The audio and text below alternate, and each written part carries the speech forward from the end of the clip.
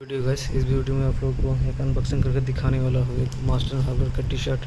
So open करके देखते हैं।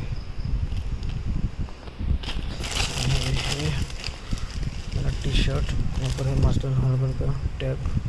यहाँ पर देख सकते हैं इसके प्राइस।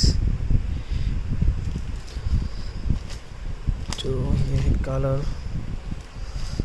तो अच्छा ही है, ठीक है, और कपड़ा भी सॉफ्ट है। यहाँ पर है 4 स्ट्रिप और यहाँ पे है एक स्ट्रिप और यहाँ पे एक वाइट। सो अंदर में दिखा देता हूँ एक बार कोई टैग है कि नहीं। तो यहाँ पर है एक टैग और यहाँ पर आप लोग दिखा देते हैं इसका साइज। ये है एम साइज का। एक बार पहन के दिखा देता हूँ आप लोग को। एक मेरे पास ऐसा है, पहनने में तो कंफर्ट लग रहा है मुझे अभी।